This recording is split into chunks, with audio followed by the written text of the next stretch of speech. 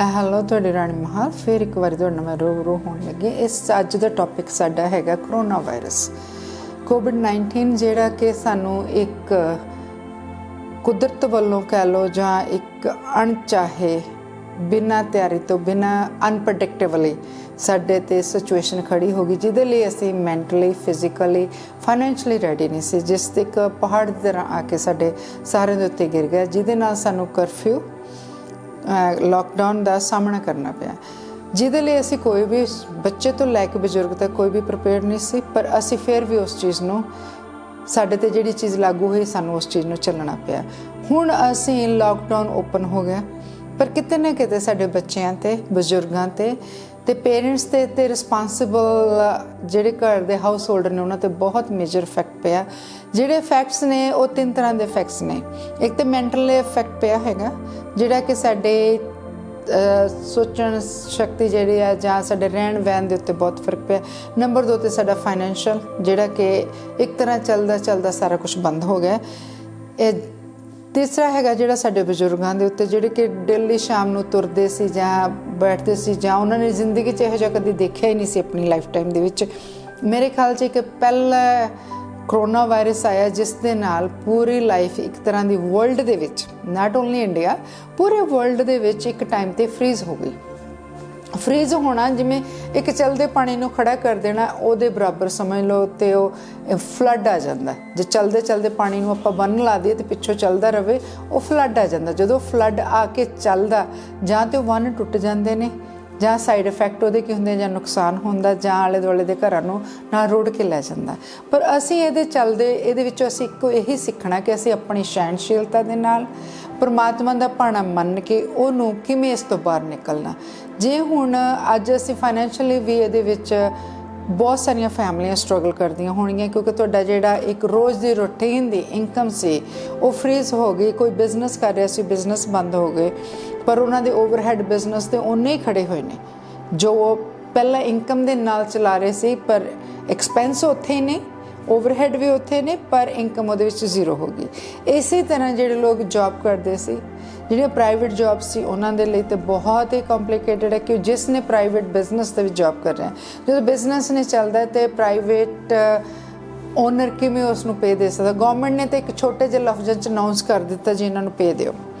ਉੱਥੇ ਕੀ ਕੀਤਾ, ਸਾਡੇ ਇੰਡੀਆ ਦੀ ਗੌਰਮੈਂਟ ਨੇ ਤਾਂ ਬਿਲਕੁਲ ਹੀ ਹੈਂਡ ਵਾਸ਼ ਕਰ ਲਿੱਤੇ, ਕਿ ਉਹਨਾਂ ਨੇ ਇੱਕ ਪ੍ਰਾਈਵੇਟ ਸੈਕਟਰ ਦੇ ਉੱਤੇ ਛੱਡ ਦਿੱਤਾ ਕਿ ਤੁਸੀਂ ਇਸ ਨੂੰ ਪੇ ਦਿਓ।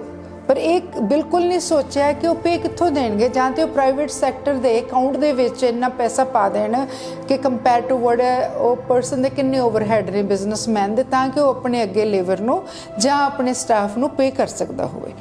ਅਤੇ ਉਹਨਾਂ ਦੇ ਜਿਹੜੇ ਇੰਪੈਕਟ ਨੇ ਅੱਗੇ ਫੈਮਲੀਆਂ 'ਤੇ ਪੈ ਰਹੇ ਨੇ, ਕਿ ਹਰ ਇੱਕ ਬੰਦੇ ਦੀ ਫੈਮਲੀ ਉਹਦੀ ਇਨਕਮ 'ਚ ਉਹਨੂੰ ਸਪੋਰਟ ਕਰ ਰਿਹਾ। ਉਹ ਸਪੋਰਟ ਜਿਹੜੀ ਹੈ ਟੋਟਲੀ ਰੁਕ ਗਈ ਹੈ। ਇੱਕ ਹਾਊਸ ਹੋਲਡ ਦੇ ਨਾਲ 3 ਤੋਂ 4 ਬੰਦੇ ਡਿਪੈਂਡੈਂਟ ਨੇ। ਉਹ ਹਾਊਸ ਹੋਲਡ, ਚਾਹੇ ਉਹਦੇ ਵਿੱਚ ਵਾਈਫ ਕੰਮ ਕਰਦੀ ਹੈ, ਚਾਹੇ ਉਹ ਹਸਬੈਂਡ ਕੰਮ ਕਰਦਾ, ਜਾਂ ਉਹਨਾਂ ਦੇ ਪੇਰੈਂਟਸ ਜਾਂ ਗ੍ਰੈਂਡ ਪੇਰੈਂਟਸ ਜੋ ਵੀ, ਜਾਂ ਇੱਕ ਬੱਚਿਆਂ ਦੇ ਡਿਪੈਂਡੈਂਟ ਹੁੰਦੇ ਨੇ। ਅਲਡਰ ਬੱਚਾ ਕੰਮ ਕਰਦਾ, ਜਿਹੜੇ ਬੱਚੇ ਬਾਹਰੋਂ ਕਮਾ ਕੇ ਆਪਣਾ ਘਰ ਨੂੰ ਚਲਾਉਂਦੇ ਨੇ। ਇੱਥੇ ਆਪਣੇ ਕਾਫੀ ਕੈਟਾਗਰੀ ਦੀਆਂ ਫੈਮਲੀਜ਼ ਨੇ, ਜਿਨ੍ਹਾਂ ਦੇ ਵਿੱਚ ਅਸੀਂ ਇੱਕ ਤੋਂ ਲੈ ਕੇ ਉੱਪਰ ਤੱਕ ਹਰ ਤਰ੍ਹਾਂ ਦੇ ਫੈਮਲੀ ਵਰਗ ਦੀ ਗੱਲ ਕਰ ਰਹੇ ਹਾਂ। ਜਿੰਨਾ ਵੱਡਾ ਬਿਜ਼ਨਸ ਹੋਏਗਾ, ਉਨੇ ਉਹਦੇ ਵੱਡੇ ਓਵਰਹੈਡ ਹੋਣਗੇ। ਜਿੰਨੀ ਮਰਜ਼ੀ ਵੱਡੀ ਸੇਵਿੰਗ ਹੋਵੇ, ਕਿਤੇ ਨਾ ਕਿਤੇ ਇੰਪੈਕਟ ਇਸ ਚੀਜ਼ ਦਾ ਸਾਰਿਆਂ 'ਤੇ ਹੀ ਪਿਆ। ਜਿੰਨਾ ਵੱਡਾ ਬਿਜ਼ਨਸ, ਜਿੰਨੀ ਵੱਡੀ ਸੇਵਿੰਗ, ਓਨੇ ਵੱਡੇ ਇੰਪੈਕਟ। ਅਤੇ ਇਸ ਦੇ ਵਿੱਚ ਸਭ ਤੋਂ ਚੰਗੀ ਗੱਲ ਇਹ ਰਹੀ ਹੈ, ਜਿਹੜੇ ਪਿੰਡਾਂ ਦੇ ਵਿੱਚ ਸਾਡੇ ਰੂਰਲ ਏਰੀਆ ਹੈ ਜਿਹਨੂੰ ਕਹਿ ਦਿੰਦੇ ਹਾਂ, ਜਾਂ ਅਸੀਂ ਪਿੰਡਾਂ ਵਾਲੇ ਕਹਿੰਦੇ ਹਾਂ, ਉਹ ਸਭ ਤੋਂ ਬੈਸਟ ਇਹ ਰਿਹਾ ਕਿ ਉਹ ਪਿੰਡ ਵਿੱਚ ਰਹਿੰਦੇ ਸੀ। ਉਹਨਾਂ ਨੂੰ ਲੋਕਡਾਊਨ ਦਾ ਅਸਰ ਜ਼ਰੂਰ ਹੋਇਆ। ਡਿਫਰੈਂਟ ਚੀਜ਼ਾਂ ਜਿਹੜੀਆਂ ਕਿ ਉਹ ਡਿਪੈਂਡੈਂਟ ਸੀਗੇ ਬਾਹਰ ਦੀਆਂ ਚੀਜ਼ਾਂ ਦੇ, ਦਾਲਾਂ ਸਬਜ਼ੀਆਂ ਬਾਹਰੋਂ ਆਉਣੀਆਂ, ਪਿੰਡਾਂ ਦੇ ਵਿੱਚ ਨਹੀਂ ਉਗਾਉਂਦੇ, ਉਹ ਚੀਜ਼ਾਂ ਲਿਆਉਣੀਆਂ, ਜਾਂ ਡਾਕਟਰਸ ਦੇ ਜਾਣਾ, ਡਾਕਟਰ ਨੇ ਪਿੰਡ ਦੇ ਵਿੱਚ ਆ ਕੇ ਕਿਸੇ ਮਰੀਜ਼ ਨੂੰ ਟਰੀਟ ਕਰਨਾ, ਜਾਂ ਕੋਈ ਬੈਂਕ ਦੇ ਇੰਸਟੀਟਿਊਟ ਦਾ ਕੰਮ ਕਰਨਾ, ਜਾਂ ਉਹ ਪਿੰਡ ਦੇ ਵਿੱਚੋਂ ਬੱਚੇ ਬਾਹਰ ਕੰਮ ਕਰਦੇ ਨੇ ਜਾਂ ਸਟੱਡੀ ਲਈ ਜਾਂਦੇ ਨੇ। ਉਹਨਾਂ ਚੀਜ਼ਾਂ ਦਾ ਫਰਕ ਪਿਆ। ਪਰ ਲਾਕਡਾਊਨ ਅਤੇ ਕਰਫਿਊ ਦਾ ਅਸਰ ਘੱਟ ਪਿਆ, ਕਿਉਂਕਿ ਉਹ ਪਿੰਡ ਦੇ ਵਿੱਚ ਆਪਣੇ ਘਰ ਖੁੱਲ੍ਹੇ ਹੁੰਦੇ ਨੇ, ਕਿਤੇ ਨਾ ਕਿਤੇ ਘੁੰਮ ਫਿਰ ਸਕਦੇ ਨੇ, ਖੁੱਲ੍ਹੀ ਹਵਾ ਲੈ ਸਕਦੇ ਨੇ, ਆਕਸੀਜਨ ਵੀ ਮਿਲਦੀ ਹੈ। ਜਿਹੜੇ ਲੋਕ ਸ਼ਹਿਰਾਂ ਦੇ ਵਿੱਚ ਰਹਿੰਦੇ ਸੀ, ਸ਼ਹਿਰਾਂ ਦੇ ਵਿੱਚ 4 ਤਰ੍ਹਾਂ ਦੇ ਲੋਕ ਨੇ, ਜਿਹੜੇ ਕਿ ਜਿਹਨੂੰ ਆਪਾਂ ਅਰਬਨ ਲਾਈਫ ਕਹਿ ਦਿੰਦੇ ਹਾਂ, ਜਾਂ ਸਿਟੀ ਲਾਈਫ ਕਹਿ ਦਿੰਦੇ ਆ। ਉਹ ਸਿਟੀ ਦੇ ਵਿੱਚ ਜਿਹੜੇ 4 ਤਰ੍ਹਾਂ ਦੇ ਨੇ, ਇੱਕ ਤੇ ਹੈਗੇ ਨੇ ਜੀ ਸਭ ਤੋਂ ਵੱਡੀਆਂ ਕਨਾਲ ਦੀਆਂ, 2 ਕਨਾਲ ਦੀਆਂ ਲੈਵਿਸ਼, ਜਿਹੜੇ ਕਿ ਉਹ 2 ਤੋਂ 3% ਲੋਕ ਨੇ ਜਿਨ੍ਹਾਂ ਨੂੰ ਕੋਈ ਇੰਨਾ ਜ਼ਿਆਦਾ ਇਫੈਕਟ ਨਹੀਂ ਪੈਂਦਾ, ਕਿਉਂਕਿ ਉਹਨਾਂ ਦੇ ਕਿਤੇ ਨਾ ਕਿਤੇ ਸਰਵੈਂਟ ਕੁਆਟਰ ਬਣੇ ਹੁੰਦੇ ਨੇ, ਕੰਮ ਵਾਲੇ ਵੀ ਘਰੇ ਰੱਖੇ ਹੋਏ ਨੇ, ਸੇਵਿੰਗਸ ਇਨਫ ਹੁੰਦੀਆਂ ਨੇ, ਦੇ get ਪ੍ਰਪੇਅਰਡ with overnight and same time ਉਹਨਾਂ ਲੋਕਾਂ ਦੇ ਆਪਣੇ ਸੋਰਸਿਸ ਹੁੰਦੇ ਨੇ। ਨੰਬਰ 2 ਤੇ ਆਉਂਦੇ ਜਿਹੜੇ ਸਮਾਲ ਕੋਠੀਆਂ ਵਾਲੇ, ਉਹਨਾਂ ਦਾ ਉਹ ਸੈਲਫ ਮੇਡ ਹੁੰਦੇ ਨੇ, ਉਹ ਕਿਤੇ ਨਾ ਕਿਤੇ ਆਪਣੇ ਕੰਮ ਕਾਜ ਆਪ ਕਰ ਲੈਂਦੇ ਨੇ, ਸਮਾਨ ਵੀ ਥੋੜ੍ਹਾ ਬਹੁਤਾ ਮੈਨੇਜ ਕਰ ਲੈਂਦੇ।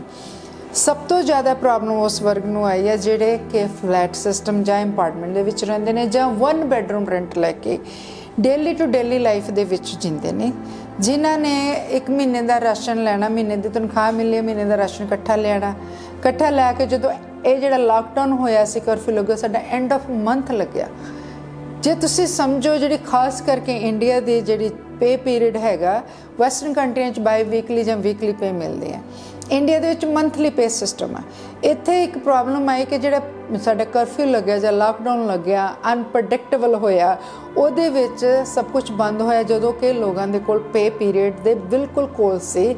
ਇੱਕ ਪੰਜਾਬੀ ਦੇ ਵਿੱਚ ਡਾਇਲੋਗ ਹੁੰਦਾ ਸੀ ਕਿ ਜੇ ਬੰਦਾ ਉਦਾਸ ਉਹਨੂੰ ਕਹਿਣਾ ਤੈਂ ਕਿ 31 ਤਰੀਕ ਵਰਗਾ ਮੂੰਹ ਬਣਾਇਆ, ਉਹਦਾ ਮਤਲਬ ਕੀ ਹੁੰਦਾ, 31 ਤਰੀਕ ਤੱਕ ਐਂਡ ਆਫ ਮੰਥ ਤੁਹਾਡੀ ਜਿਹੜੀ ਪੇ ਸੈਲਰੀ ਉਹ ਖਤਮ ਹੋ ਜਾਂਦੀ ਆ। ਪਹਿਲੀਆਂ ਤਰੀਕਾਂ ਵਿੱਚ ਤੁਹਾਨੂੰ ਦੂਸਰੇ ਮਹੀਨੇ ਦੀ ਤਨਖਾਹ ਮਿਲਦੀ, ਫਿਰ ਤੁਸੀਂ ਨਵਾਂ ਗੁਜ਼ਾਰਾ ਸ਼ੁਰੂ ਕਰੋ।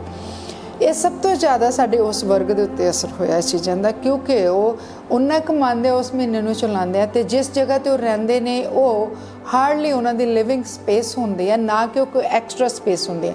ਜਿਵੇਂ ਕਿ ਇੱਕ ਘਰ ਦੇ ਵਿੱਚ 4-5 ਕਮਰੇ ਨੇ, 2 ਬੰਦੇ ਰਹਿਣ ਵਾਲੇ ਆ, ਜਿਨ੍ਹਾਂ ਨੇ ਰੈਂਟ 'ਤੇ ਰਹਿਣਾ ਜਾਂ ਆਪਣਾ ਫਲੈਟ ਲਿਆ, ਉਹਨਾਂ ਨੇ ਸਿਰਫ ਲਿਵਿੰਗ ਸਪੇਸ, ਜੇ 4 ਮੈਂਬਰ ਨੇ 2 ਬੈਡਰੂਮ ਲਿਆ ਹੋਏਗਾ, 1 ਬੈਡਰੂਮ ਵੀ ਹੋਏਗਾ, ਕਿਸੇ ਨੇ ਰੈਂਟ 'ਤੇ ਵੀ ਦਿੱਤਾ ਲਿਆ, ਅਤੇ ਉਹਦੇ ਵਿੱਚ ਕੀ ਹੋਇਆ ਕਿ ਉਹਨਾਂ ਨੂੰ ਉਹ ਲਾਕਡਾਊਨ ਅਤੇ ਕਰਫਿਊ ਦਾ ਸਭ ਤੋਂ ਜ਼ਿਆਦਾ ਮੇਜਰ ਇਫੈਕਟ ਹੋਇਆ।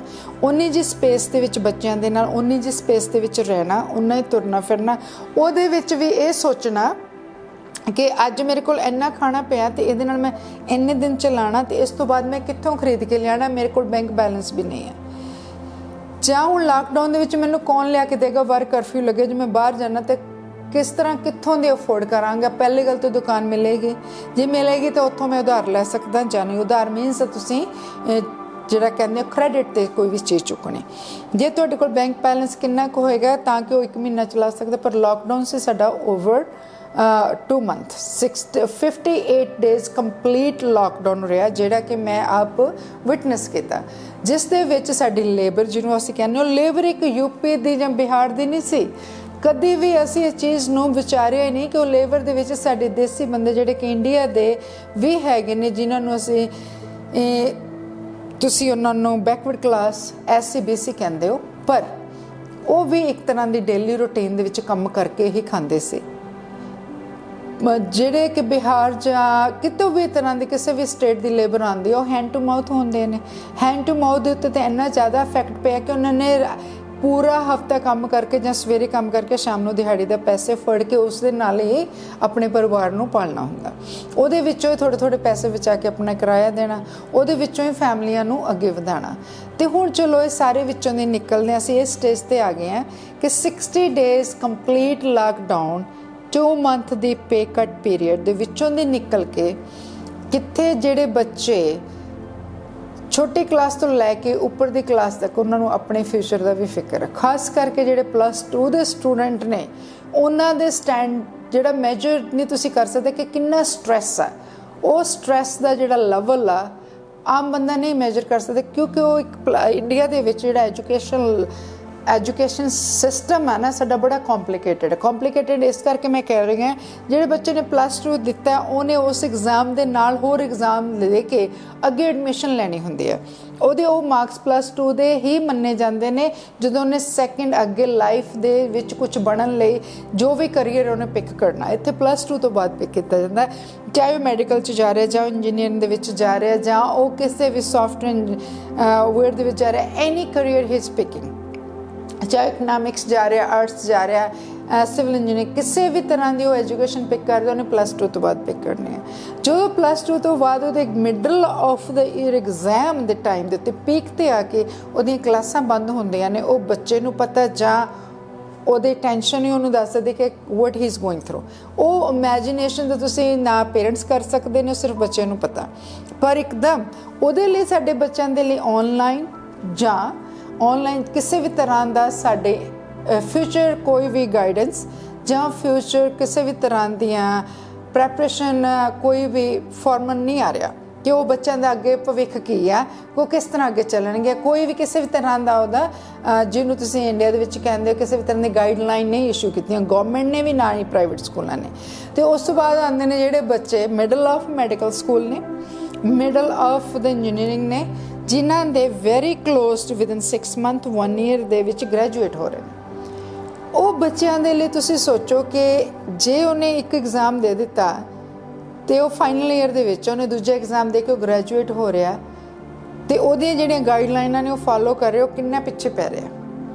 ਜਿਹੜੇ ਬੱਚੇ ਖਾਸ ਕਰਕੇ MBBS 'ਤੇ ਸਟੱਡੀ ਕਰ ਰਹੇ ਨੇ, ਇੰਟਰਨਸ਼ਿਪ ਦੇ ਵਿੱਚ ਨੇ, ਜੇ ਉਹ ਇੰਟਰਨਸ਼ਿਪ ਦੇ ਵਿੱਚ ਨੇ ਅਤੇ ਉਹ ਇੰਟਰਨਸ਼ਿਪ ਕਾਲਜ ਵਾਲੇ ਉਹਨੂੰ ਕਰਨ ਦਿੰਦੇ ਨੇ, ਕਿਹੜੀਆਂ ਗਾਈਡਲਾਈਨ ਦੇ ਅੰਡਰ ਕਰਨ ਦੇ ਰਹੇ ਨੇ, ਅਤੇ ਉਹ ਗਾਈਡਲਾਈਨਾਂ ਨੂੰ ਉਹ ਫਾਲੋ ਅਪ ਕਰ ਰਹੇ ਨੇ, ਜਾਂ ਉਹ ਬੱਚੇ ਆਪਣੀ ਸਿਚੁਏਸ਼ਨ ਦੇ ਵਿੱਚ ਆਪਣੇ ਆਪ ਜੂਝ ਰਹੇ ਨੇ, ਜਾਂ ਉਹਨਾਂ ਦੇ ਕਾਲਜ ਵਾਲੇ ਉਹਨਾਂ ਨੂੰ ਅੱਗੇ ਕੋਈ ਗਾਈਡਲਾਈਨਾਂ ਪ੍ਰੋਵਾਈਡ ਕਰਦੇ ਨੇ, ਜਾਂ ਉਹਨਾਂ ਨੂੰ ਕੋਈ ਕਾਉਂਸਲਰ ਦਿੱਤਾ ਗਿਆ, ਜਾਂ ਉਹਨਾਂ ਨੂੰ ਕਿਸੇ ਵੀ ਤਰ੍ਹਾਂ ਦੀ ਕਾਉਂਸਲਿੰਗ ਪ੍ਰੋਵਾਈਡ ਕੀਤੀ ਗਈ ਆਨਲਾਈਨ, ਜਾਂ ਉਹਨਾਂ ਦੇ ਲਈ ਕੋਈ ਪ੍ਰੋਫੈਸਰ, ਜਾਂ ਉਹਨਾਂ ਦੇ ਲਈ ਕੋਈ ਵੀ ਕਿਸੇ ਵੀ ਤਰ੍ਹਾਂ ਦਾ ਇੱਕ ਮੀਟਿੰਗ ਬਣਾ ਕੇ ਜਾਂ ਉਹਨਾਂ ਨੂੰ ਆਨਲਾਈਨ ਮੀਟਿੰਗ ਕਰਕੇ ਕੋਈ ਗਾਈਡਲਾਈਨਾਂ ਪ੍ਰੋਵਾਈਡ ਕੀਤੀਆਂ as through the private to the government ਇਧਰ ਵੇ।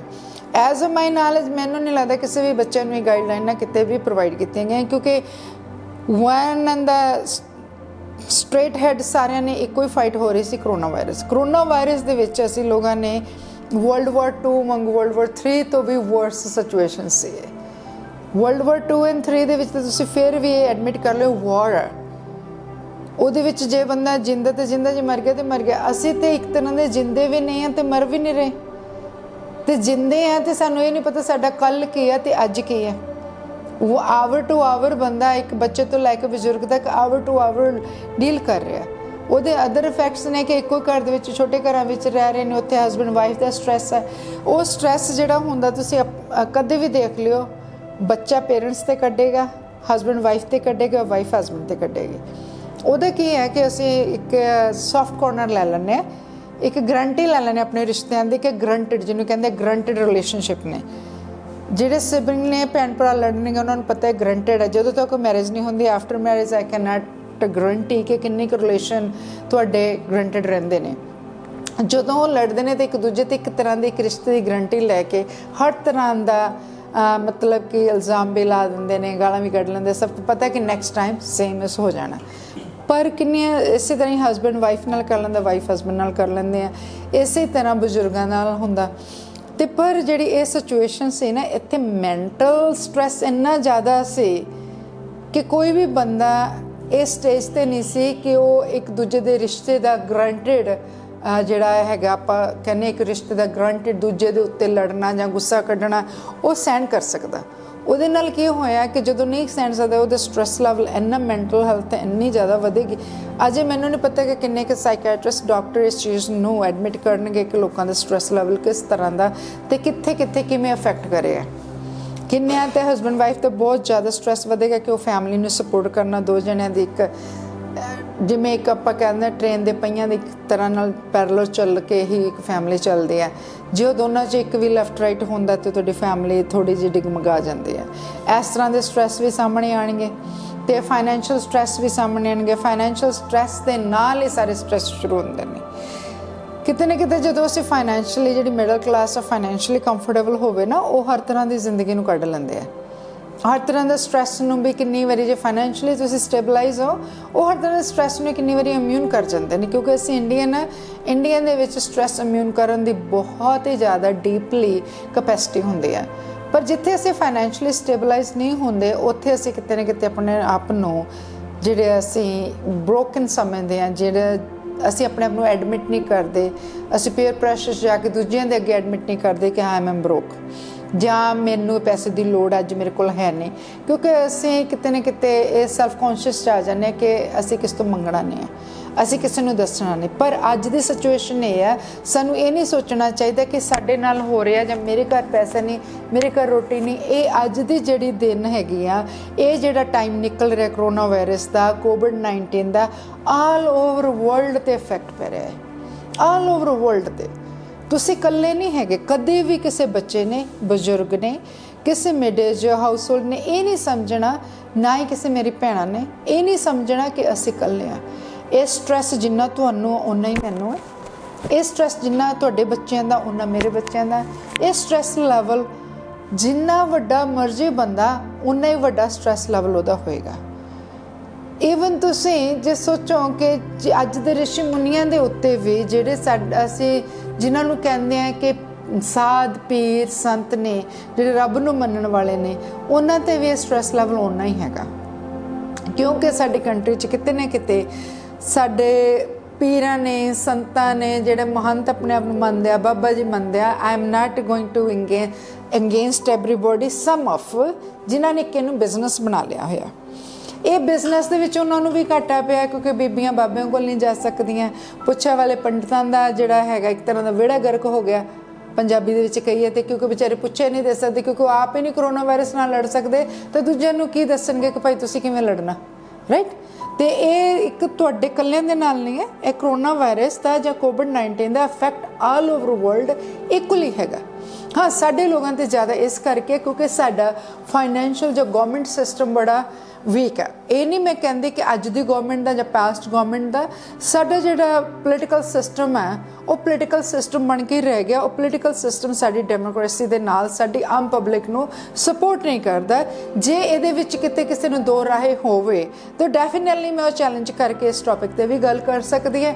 ਜੇ ਸਾਡੇ ਸਰਕਾਰਾਂ ਜਾਂ ਸਾਡੇ ਗਵਰਨਮੈਂਟ ਕਿਤੇ ਵੀ, ਮੈਂ ਇਹ ਨਹੀਂ ਕਹਿੰਦੀ ਕਿ ਕਾਂਗਰਸ ਅਕਾਲੀ ਆ ਜਾਂ BJP, ਮੈਂ ਆਲ ਓਵਰ ਨੂੰ ਕਹਿ ਰਹੀ ਹਾਂ ਕਿ ਇਸ ਟਾਈਮ ਤਿੰਨੋਂ ਪਾਰਟੀਆਂ ਪੂਰੀਆਂ ਉਹਦੇ ਵਿੱਚ ਪੋਲੀਟੀਕਲ ਲੈਵਲ ਦੇ ਉੱਤੇ ਐਕਟਿਵ ਹੈਗੀਆਂ ਨੇ, ਚਾਹੇ ਕਿਸੇ ਵੀ ਸਟੇਟ ਦੇ ਵਿੱਚ ਨੇ। ਮੈਂ ਇਹ ਵੀ ਨਹੀਂ ਕਹਿੰਦੀ ਕਿ PM ਦੇ ਰਿਸਪੋਂਸਿਬਿਲਿਟੀ ਹੈ। Everybody in political, in the government's job, an upper hand, they had a moral responsibility to take care of their people in their country, and morally, physically and financially. Physically ਕਹਿਣ ਦਾ ਮਤਲਬ ਕਿ ਉਹ physically ਆ ਕੇ ਆਮ public 'ਚ ਖੜੇ ਹੋਣ, ਕਿ ਤੁਹਾਨੂੰ ਉਹਨਾਂ ਨੂੰ ਸਪੋਰਟ ਕਰਨ ਕਿ ਤੁਸੀਂ ਇਕੱਲੇ ਨਹੀਂ ਆ। ਜੇ ਤੁਸੀਂ ਇਸ ਕੰਟਰੀ ਦੇ ਵਿੱਚ ਇੰਨੇ ਟੈਕਸ ਦਿੰਦੇ ਹੋ, ਅੱਜ ਗਵਰਨਮੈਂਟ ਤੁਹਾਡੇ ਨਾਲ ਖੜੀ ਹੈ। ਜੇ ਤੁਹਾਨੂੰ ਫਾਈਨੈਂਸ਼ੀਅਲ ਜ਼ਰੂਰਤ ਹੈ, ਸਾਡਾ ਇੰਨਾ ਪੈਕੇਜ ਆ ਗਿਆ ਹੋਇਆ, ਉਹ ਪੈਕੇਜ ਤੁਹਾਡੇ ਅਕਾਊਂਟ 'ਚ ਆ ਜਾਏਗਾ। Don't worry about it.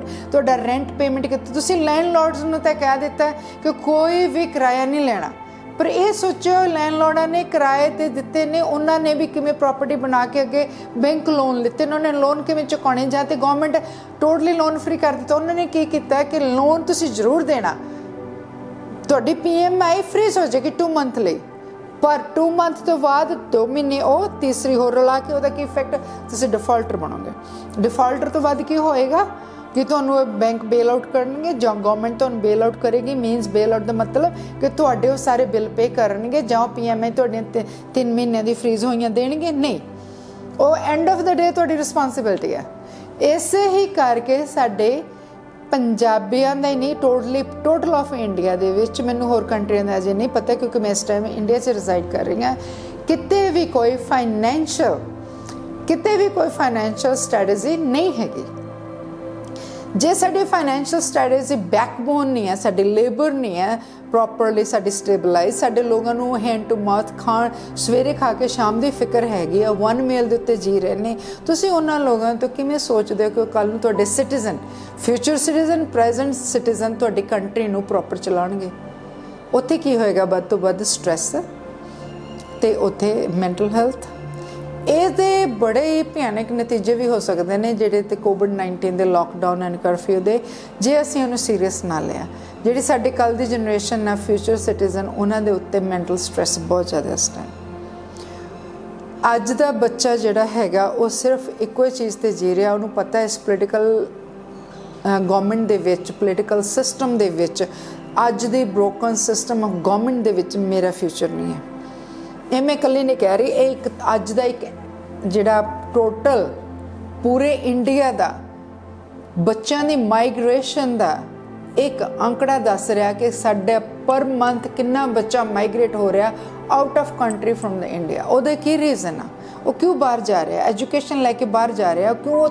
ਉੱਥੇ ਜਾ ਕੇ ਉਹ ਹਰ ਕੰਮ ਕਰਨ ਲਈ ਤਿਆਰ ਹੈ, ਇੱਥੇ ਕਿਉਂ ਨਹੀਂ ਕਰਦਾ? ਕਿਉਂਕਿ ਸਾਡਾ ਪੋਲੀਟੀਕਲ ਸਿਸਟਮ ਸਾਡੇ ਬੱਚਿਆਂ ਨੂੰ ਕਿਤੇ ਨਾ ਕਿਤੇ ਡਾਇਰੈਕਟਲੀ ਇਨਡਾਇਰੈਕਟਲੀ ਸਾਡੇ ਆਪਣੇ ਹੀ ਦੇਸ਼ ਤੋਂ ਦੂਰ ਭਜਾ ਰਿਹਾ। ਉਸ ਪੋਲੀਟੀਕਲ ਸਿਸਟਮ ਨੇ ਕੋਵਿਡ-19 ਦੇ ਵਿੱਚ ਕਿਸੇ ਵੀ ਤਰ੍ਹਾਂ ਦੇ ਨਾਲ ਸਾਡੇ ਸਮਾਲ ਤੋਂ ਛੋਟੇ ਬੱਚੇ ਤੋਂ ਲੈ ਕੇ ਵੱਡੇ ਤੱਕ, ਰਿਚ ਤੋਂ ਲੈ ਕੇ ਪੂਅਰ ਤੱਕ, ਰਿਚ ਇਨ ਦ ਸੈਂਸ ਜਿਹੜੇ ਟਾਪ ਮੈਂ ਜਿਹੜੇ ਟਾਪ 10% ਉਹਨਾਂ ਨੂੰ ਮੈਂ ਨਹੀਂ ਕਾਊਂਟ ਕਰਦੀ, ਰਿਚ ਇਨ ਦ ਸੈਂਸ ਜਿਹੜੇ ਮਿਡਲ ਕਲਾਸ ਰਿਚ ਹੈਗੇ ਨੇ, ਅਤੇ ਉਹਨਾਂ ਨੂੰ ਕਿਸੇ ਵੀ ਤਰ੍ਹਾਂ ਦਾ ਫਾਈਨੈਂਸ਼ੀਅਲ ਮੋਰਲ ਸਪੋਰਟ ਨਹੀਂ ਮਿਲੇ। ਕੁਛ ਵੀ ਨਾ ਕਰਦੇ, ਇੱਕ ਸਟ੍ਰੈਟਜੀ ਬਣਾਉਂਦੇ, ਗੌਰਮੈਂਟ ਨੂੰ ਦਿੰਦੇ। ਅਤੇ ਹੁਣ ਜਿਵੇਂ ਉਹਨਾਂ ਨੇ ਕੋਵਿਡ-19 ਦਾ ਕਰਫਿਊ ਓਪਨ ਕੀਤਾ ਸੀ, ਕਰਫਿਊ ਤੋਂ ਬਾਅਦ ਇਹਨਾਂ ਨੇ ਲਾਕਡਾਊਨ ਓਪਨ ਕੀਤਾ। ਉਹਦੀ ਇੱਕ ਸਟ੍ਰੈਟਜੀ ਹੋਣੀ ਚਾਹੀਦੀ ਹਰ ਇੱਕ ਸਿਟੀ ਦੇ ਵਿੱਚ, ਜਿੰਨਾ ਵੀ ਸੀ ਉਹਨਾਂ ਦੇ ਜਿਹੜੇ ਕਾਲਜ ਖੋਲ੍ਹੇ ਜਾਂ ਕੁਛ ਵੀ, ਇੱਕ ਮੋਰਲ ਸਿਸਟਮ ਬਣਾ ਕੇ ਉਹਨਾਂ ਨੂੰ ਇੱਕ ਕਾਉਂਸਲਰ ਵੀ ਦੇਣੀ ਚਾਹੀਦੀ ਸੀ। ਉਹਨਾਂ ਨੂੰ ਇੱਕ ਅਨਾਊਂਸਮੈਂਟ ਦੇਣੀ ਚਾਹੀਦੀ ਸੀ, ਨੰਬਰ ਇਸ਼ੂ ਕਰਦੇ ਵੀ ਕਿਸੇ ਨੂੰ ਕੋਈ ਵੀ ਤਰ੍ਹਾਂ ਦਾ ਸਟ੍ਰੈਸ ਫੂਡ ਵਾਈਜ਼ ਇਹ ਹੌਟਲਾਈਨ ਆ, ਤੁਹਾਨੂੰ ਮੈਂਟਲ ਸਟ੍ਰੈਸ ਇਹ ਹੌਟਲਾਈਨ ਆ, ਤੁਹਾਨੂੰ ਫਾਈਨੈਂਸ਼ੀਅਲ ਪ੍ਰੋਬਲਮ ਹੈਗੇ ਤੁਸੀਂ ਇੱਥੇ ਕਰੋ, ਜਿਹੜੇ ਬੱਚਿਆਂ ਦੀ ਕਿਤੇ ਵੀ ਨਹੀਂ ਆ। ਪਰ ਮੈਂ ਆਪਣੇ ਵੀਰਾਂ ਭੈਣਾਂ ਨੂੰ ਇਹ ਕਹਿ ਰਹੀ ਹਾਂ, ਪਲੀਜ਼ ਤੁਸੀਂ ਅਲੋਨ ਫੀਲ ਨਾ ਕਰੋ। ਇਸ ਸਟ੍ਰੈਸ ਨੂੰ ਬੜਾ ਹੀ ਸਟਰੋਂਗਲੀ, ਜਿਹੜੀ ਮੈਂਟਲ ਹੈਲਥ ਕਹਿ ਲਓ ਜਾਂ ਇਹਨੂੰ ਸਟ੍ਰੈਸ ਨੂੰ ਕਹਿ ਲਓ, ਜਾਂ ਤੁਹਾਡਾ ਡਿਪਰੈਸ਼ਨ ਦੇ ਵਿੱਚ ਨਹੀਂ ਜਾਣਾ। ਕਿਸੇ ਵੀ ਤਰ੍ਹਾਂ ਦੀ ਕੋਈ ਵੀ ਜ਼ਿੰਦਗੀ ਦੇ ਵਿੱਚ ਉਤਰਾਅ ਚੜ੍ਹਾਅ ਆਉਂਦੇ ਆ, ਉਹਨੂੰ ਅਸੀਂ ਸਟਰੋਂਗਲੀ ਹੋ ਕੇ, ਇਹਨੂੰ ਇਕਜੁੱਟ ਹੋ ਕੇ ਬਾਹਰ ਨਿਕਲਣਾ। ਜੇ ਅਸੀਂ ਇਹਦੇ ਵਿੱਚ ਹਾਰ ਜਾਂਦੇ ਹਾਂ ਤਾਂ ਸਾਡੀ ਹਾਰ ਨਹੀਂ ਹੈ, ਸਾਡੀ ਆਉਣ ਵਾਲੀ ਪੀੜ੍ਹੀ ਦੀ ਵੀ ਹਾਰ ਆ। ਜਿਹੜੀ ਅੱਜ ਅਸੀਂ ਪਾਲ ਰਹੇ ਹਾਂ ਸਾਡੀ ਆਉਣ ਵਾਲੀ ਪੀੜ੍ਹੀ ਆ। ਇੱਕ ਚੀਜ਼ ਦੇਖ ਕੇ ਚੱਲਣਾ ਕਿ ਅੱਜ ਦੇ ਦਿਨ ਹੈਗਾ ਅਤੇ ਕੱਲ੍ਹ ਰਾਤ ਜ਼ਰੂਰ ਆਉਂਦੀ। ਜਦੋਂ ਰਾਤ ਆਉਂਦੀ ਆ ਉਹਨੂੰ ਹਨੇਰੀ ਰਾਤ ਨਹੀਂ ਸਮਝਣਾ, ਉਹ ਤੋਂ ਬਾਅਦ ਦਿਨ ਜ਼ਰੂਰ ਚੜ੍ਹੂਗਾ। ਉਹ ਜਿਹੜਾ ਦਿਨ ਚੜ੍ਹੇਗਾ ਤੁਹਾਡੇ ਲਈ ਜ਼ਰੂਰ ਕੋਈ ਨਵੀਂ ਕਿਰਨ ਲੈ ਕੇ ਆਊਗਾ। ਉਹਦੇ ਵਿੱਚ ਤੁਸੀਂ ਇਹੀ ਸੋਚਣਾ ਕਿ ਮੈਂ ਆਪਣੇ ਸਟ੍ਰੈਸ ਨੂੰ ਕਿਵੇਂ ਹੈਂਡਲ ਕਰਨਾ, ਅਤੇ ਉਹਦੇ ਵਿੱਚ ਜਿਹੜੀ ਨਵੀਂ ਕਿਰਨ ਆਈ ਹੈ ਇਹ ਸੋਚ ਕੇ ਚੱਲਣਾ। ਪਾਸਟ ਨੂੰ ਨਹੀਂ ਦੇਖਣਾ, ਰਾਤ ਜਿਹੜੀ ਨਿਕਲੀ ਸੀ ਇਹ ਦੇਖਣਾ ਕਿ ਨਵੀਂ ਕਿਰਨ ਆਈ ਹੈ, ਇਹਦੇ ਵਿੱਚ ਮੈਨੂੰ ਕੀ ਕੁਛ ਆਪਣਾ ਦਿਖਾਈ ਦੇ ਰਿਹਾ। ਉਹ ਜੋ ਕੁਛ ਨਵੀਆਂ ਕਿਰਨਾਂ ਦੇ ਵਿੱਚ ਨਜ਼ਰ ਆ ਰਿਹਾ, ਉਹਦੇ ਨਾਲ ਹੀ ਜ਼ਿੰਦਗੀ ਨੂੰ ਬਸਰ ਕਰਨਾ, ਉਹਦੇ ਨਾਲ ਹੀ ਤੁਸੀਂ ਅੱਗੇ ਚੱਲਣਾ। ਇਹਦੇ ਵਿੱਚ ਮੈਂ ਤੁਹਾਨੂੰ ਦੋ ਚੀਜ਼ਾਂ ਕਹਿ ਸਕਦੀ। ਇੱਕ ਤਾਂ ਆਪਣੇ ਆਪ ਨੂੰ ਆਕੂਪਾਈ ਰੱਖੋ। ਜੇ ਲਾਕਡਾਊਨ ਹੁੰਦਾ ਜਾਂ ਕਰੋਨਾ ਵਾਇਰਸ ਦਾ ਕੋਵਿਡ-19 ਦੇ ਨਾਲ ਕਰਫਿਊ ਦੁਬਾਰਾ ਵੀ ਲੱਗਦਾ ਜਾਂ ਕੁਛ ਵੀ ਹੁੰਦਾ, ਇਹਨਾਂ ਚੀਜ਼ਾਂ ਨੇ ਤੁਸੀਂ ਆਪਣੇ ਆਪ ਨੂੰ ਉਸ ਐਟਮੋਸਫੇਅਰ ਵਿੱਚ ਢਾਲ ਲਓਗੇ। ਸਵੇਰੇ ਉੱਠ ਕੇ ਆਪਣੀ ਰੂਟੀਨ ਬਣਾਓ, ਰੂਟੀਨ ਨਹੀਂ ਤੋੜਨੀ। ਸੌਣ ਵੇਲੇ ਹਰ ਇੱਕ ਬੰਦੇ ਦਾ ਇੱਕ ਗੋਲ ਹੋਣਾ ਚਾਹੀਦਾ ਕਿ ਮੈਂ ਸਵੇਰੇ ਉੱਠ ਕੇ ਨਹਾ ਧੋ ਕੇ ਫਰੈਸ਼ ਹੋ ਕੇ ਚਾਹ ਪੀਣੀ ਆ, ਜਾਂ ਮੈਂ ਪਾਠ ਕਰਨਾ, ਜਾਂ ਮੈਂ ਝਾੜੂ ਲਾਉਣਾ, ਜਾਂ ਮੈਂ ਬਰਤਨ ਕਰਨੇ, ਜਾਂ ਮੈਂ ਬੱਚਿਆਂ ਨਾਲ ਕਰਨਾ, ਜਾਂ ਮੈਂ ਫੋਨ ਕਾਲ ਕਰਨੀ ਹੈ। ਕੁਛ ਵੀ ਕਰਨਾ, ਇੱਕ ਰੂਟੀਨ ਸ਼ਡਿਊਲ ਹੋਣਾ ਚਾਹੀਦਾ। ਜਿੱਥੇ ਰੂਟੀਨ ਸ਼ਡਿਊਲ ਹੋਏਗਾ ਨਾ, ਮੈਂ ਤੁਹਾਨੂੰ ਗਰੰਟੀ ਦਿੰਦੀ ਹਾਂ ਕਿ ਤੁਸੀਂ ਕਦੇ ਸਟ੍ਰੈਸ ਡਿਪਰੈਸ਼ਨ 'ਚ ਨਹੀਂ ਆਓਗੇ, ਕਿਉਂਕਿ ਤੁਹਾਡਾ ਮਾਈਂਡ ਆਕੂਪਾਈ ਹੈ। ਜਦੋਂ ਤੁਹਾਡਾ ਮਾਈਂਡ ਆਕੂਪਾਈ ਹੋ, ਕਿਤੇ ਨਾ ਕਿਤੇ ਸੋਲਿਊਸ਼ਨ ਜ਼ਰੂਰ ਨਿਕਲ ਆਉਂਦਾ ਹਰ ਇੱਕ ਪ੍ਰੋਬਲਮ ਦਾ। ਜਦੋਂ ਸਾਡਾ ਮਨ ਇੱਕ ਤਰ੍ਹਾਂ ਨਾਲ ਕਹਿੰਦੇ ਨਾ ਮੈਂ ਬਹੁਤ ਦੁਖੀ ਹਾਂ, ਮੈਂ ਚੁੱਪ ਕਰਕੇ ਬੈਠ ਗਿਆ ਅੰਦਰ, ਉਹਦੇ ਨਾਲ ਨਾ ਸਾਡੀਆਂ ਪ੍ਰੋਬਲਮ ਵੱਧਦੀਆਂ ਨੇ, ਉਹ ਫਰੀਜ਼ ਹੋ ਜਾਂਦੀਆਂ ਨੇ। ਜਿੱਥੇ ਪ੍ਰੋਬਲਮ ਆ ਉੱਥੇ ਖੜ ਗਈ ਹੈ, ਕਿਉਂਕਿ ਅਸੀਂ ਅੱਗੇ ਤੁਰ ਨਹੀਂ ਰਹੇ, ਸੋਚ ਨਹੀਂ ਰਹੇ, ਉਹਨੂੰ ਅਸੀਂ ਲੱਭ ਨਹੀਂ ਰਹੇ, ਉਹਦਾ ਹੱਲ ਨਹੀਂ ਲੱਭ ਰਹੇ। ਅਸੀਂ ਦਿਮਾਗ ਦੇ ਵਿੱਚ ਬਿਠਾ ਕੇ ਬਹਿ ਗਏ ਅੱਜ ਤਾਂ ਬਹੁਤ ਬੁਰਾ ਦਿਨ ਸੀ, ਅੱਜ ਮੇਰੇ ਨਾਲ ਇਹ ਹੋ ਗਿਆ, ਹੁਣ ਇਹਦਾ ਕੀ ਇਲਾਜ ਹੈ, ਮੈਂ ਤਾਂ ਬਸ ਬਾਹਰ ਹੀ ਨਹੀਂ ਜਾਣਾ, ਮੈਂ ਕੰਮ ਕਰਨਾ ਹੀ ਨਹੀਂ ਹੈ। ਉਹ ਕੀ ਹੁੰਦਾ? Give up. ਜ਼ਿੰਦਗੀ 'ਚ ਕਦੀ ਗਿਵ ਅਪ ਨਹੀਂ ਕਰਨਾ। ਬਜ਼ੁਰਗ ਕਹਿੰਦੇ ਖੜੇ ਪਾਣੀ ਖਰਾਬ ਹੋ ਜਾਂਦੇ ਨੇ ਅਤੇ ਚੱਲਦੇ ਪਾਣੀ ਹਮੇਸ਼ਾ ਸਾਫ਼ ਰਹਿੰਦੇ। ਜ਼ਿੰਦਗੀ ਜਿੰਨੀ ਚੱਲਦੀ ਰਹੇਗੀ ਉਨੀ ਵਧੀਆ ਅਤੇ ਸਾਫ਼ ਰਹੇਗੀ। ਪਰ ਇੱਕ ਇਹ ਵੀ ਦੇਖਣਾ, ਜੇ ਇਹੋ ਜਿਹੇ ਕਿਤੇ ਐਟਮੋਸਫੇਅਰ 'ਚ ਤੁਹਾਨੂੰ ਖੜਨਾ ਪੈ ਜਾਵੇ ਨਾ, ਜਿੱਥੇ ਤੁਹਾਡੇ ਕੋਲ ਕੋਈ ਚੋਇਸ ਨਹੀਂ, ਉੱਥੇ ਤੁਸੀਂ ਕਮਲ ਦੇ ਫੁੱਲ ਵਾਂਗੂ ਗੰਦੇ ਖੜੇ ਪਾਣੀ ਦੇ ਵਿੱਚ ਵੀ ਖੜ ਕੇ ਖਿਲ ਕੇ ਦਿਖਾਣਾ, ਤਾਂ ਕਿ ਤੁਹਾਡੇ 'ਤੇ ਕੋਈ ਸਰਾਊਂਡਿੰਗ ਇਫੈਕਟ ਨਾ ਕਰੇ। ਇਹਦੇ ਬਹੁਤ ਸਾਰੇ ਪਹਿਲੂ ਨੇ। ਇਹਦੇ ਵਿੱਚ ਬਹੁਤ ਹੀ ਜ਼ਿਆਦਾ ਉਹ ਲੋਕ ਬਰੇਵ ਹੁੰਦੇ ਨੇ ਜਿਹੜੇ ਆਪਣੇ ਆਪ ਨੂੰ ਛੋਟੀ ਤੋਂ ਛੋਟੀ, ਵੱਡੀ ਤੋਂ ਵੱਡੀ ਪ੍ਰੋਬਲਮ 'ਚੋਂ ਬਾਹਰ ਨਿਕਲਣ। ਜੇ ਤੁਸੀਂ ਆਪ ਵੱਡੇ ਅਡਲਟ ਹੀ ਅਪਸੈਟ ਹੋ ਗਏ ਅਤੇ ਬੱਚਿਆਂ ਨੂੰ ਹੌਸਲਾ ਕੌਣ ਦੇਗਾ? ਬੱਚਿਆਂ ਨੂੰ ਉਹਨਾਂ ਦੀ ਗਾਈਡਲਾਈਨ ਕੌਣ ਦੇਗਾ? ਜੇ ਅਸੀਂ ਗੌਰਮੈਂਟ ਦੇ ਉੱਤੇ ਰਹੇ, ਗੌਰਮੈਂਟ ਦੇਖੋ ਅੱਜ ਤੋਂ ਨਹੀਂ, ਅਸੀਂ ਕਹਿਣ ਨੂੰ ਤਾਂ ਅਸੀਂ ਆਜ਼ਾਦ ਹੋ ਗਏ ਹਾਂ। ਪੰਜਾਬੀ ਦੇ ਵਿੱਚ ਸਾਰੇ ਆਪਾਂ 26 ਜਨਵਰੀ ਵੀ ਮਨਾਉਂਦੇ ਹਾਂ, 15 ਅਗਸਤ ਵੀ ਮਨਾਉਂਦੇ ਹਾਂ, ਪਰ ਕਿਤੇ ਨਾ ਕਿਤੇ ਅਸੀਂ ਇਸ ਸਿਸਟਮ ਦੇ ਅਜੇ ਵੀ ਗੁਲਾਮ ਹੈ। ਹੁਣ ਜੇ ਮੈਂ ਇਸ 'ਤੇ ਗੱਲ ਕਰਾਂਗੀ, ਬਹੁਤ ਸਾਰੇ ਭੈਣਾਂ ਭਰਾਵਾਂ ਨੂੰ ਹੋ ਸਕਦਾ ਬੁਰਾ ਵੀ ਲੱਗੇ, ਜਿਹੜੇ ਕਿ ਪੋਲੀਟੀਕਲ ਦੇ ਵਿੱਚ ਇਸ ਟਾਈਮ ਐਕਟਿਵ ਵੀ ਹੈਗੇ ਨੇ। ਉਹ ਮੈਂ ਕਿਸੇ ਇੱਕ ਨੂੰ ਨਹੀਂ ਕਹਿ ਰਹੀ, ਜਿੰਨੇ ਵੀ ਪੋਲੀਟਿਕਸ ਦੇ ਵਿੱਚ ਆ ਜਾਂਦੇ ਨੇ, हर एक बंदा पॉलिटिक्स च आके भुल जाता है कि मैं गल्लां बातां की करके आया सी, जां ओह गलबात सिर्फ करन दे लई कीती जांदी, जां ओहनूं इंप्लीमेंट भी करना हुंदा।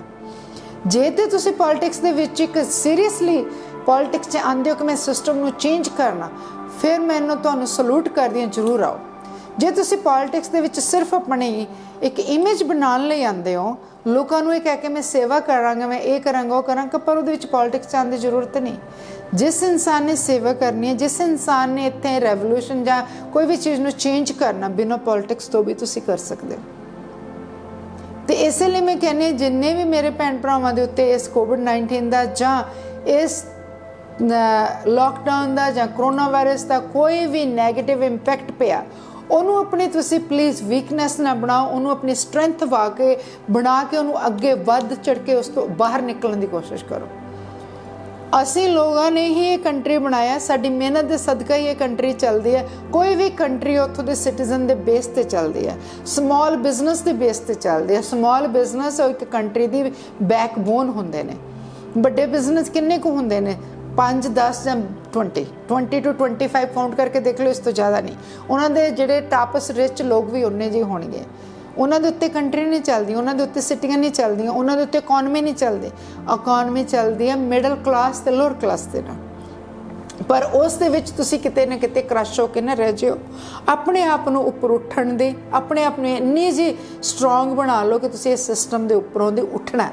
जो तुसी ये लर्न कर लै ना किवें इस सिस्टम च उठना है असी, फिर तुहानूं किसी भी तरह की पॉलिटिक्स सिस्टम जां ये कोई भी broken system of the government तुहानूं स्टॉप नहीं कर सकता, क्योंकि तुसी सैल्फ मेड बनना, अपने आप दे विच आत्म विश्वास नाल अगे वधना। जे तुहाडे कोल जिवें बजुर्ग पहलां कहंदे ने, जे असीं थोड़ी इनकम आ साडी, असीं उहदे विच बजट करना सिखना। पहलां असीं लॉकडाउन तो पहलां साडे कोल खुली इनकम सी, किसी दा 10,000 सी, किसी दा 20,000 सी, असीं उहदे बेस ते इनकम ते चल।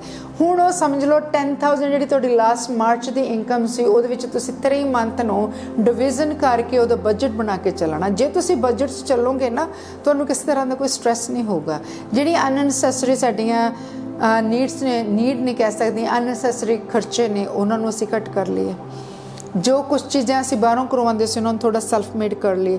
जे असीं 2 सब्जियां नाल खाना खांदे सी, एक नाल खाना शुरू कर दिया, कोई फर्क नहीं पैंदा। एक इंसान नूं जीण दे लई ना पूरे दिन दे विच 1 मील एंड 1 लिक्विड मिल जाए ना, बहुत चंगी तरह गुजारा कर सकदा, पर ਉਹਦੇ अंदर दे सैल्फ स्ट्रीम स्ट्रोंग होनी चाहिए, ਜਿਹੜੀ कि सानू असी सैल्फ स्ट्रीम, जिन्हों कि असी अंदरों आत्म विश्वास कह लो, जां अपने आप दे विच एक अपने आप नाल रहन दे जां खड़े होने दी क्षमता होंदी आ, उन्होंने बढ़ा के रखना। और जिन्ना अजकल तो एक जमाना चला, सारे लोग डाइट करते हैं। तुसी ये सोच लो कि तुसी डाइट नहीं कर रहे, पर तुसी एक लाइफ स्टाइल चुन लिया होया। लाइफ स्टाइल क्योंकि पहला तो हुण एक हैल्थ प्रॉब्लम बहुत होनी है, क्योंकि असी लोग अपना काम आप नहीं करते, तो सारे तो करवाते सी। हुण उहदे विच प्रॉब्लम की ने, जां ते काम रुक जाणगे। असी अंदर बैठे बैठे खांदे रहे हैं, खाण दे नाल साडा फिजिकल एक्टिविटी नहीं सी, फिजिकल एक्टिविटी ना होण करके साडा वेट गेन होया। जो वेट गेन होया, उहदे नाल साडी सैल्फ स्टीम लो होई, सैल्फ स्टीम लो होई तो आटोमैटिकली सानू मैंटल ते हैल्थ स्ट्रैस सारा आ गया। ਉਹਨੂੰ ਅਸੀਂ ਕਿਵੇਂ हैंडल करना, ਉਹ ਤਾਂ ਹੀ ਤੁਸੀਂ हैंडल करोगे ਜਦੋਂ ਤੁਸੀਂ ਆਪਣੇ ਆਪ ਨੂੰ ਪਿਆਰ ਕਰੋਗੇ।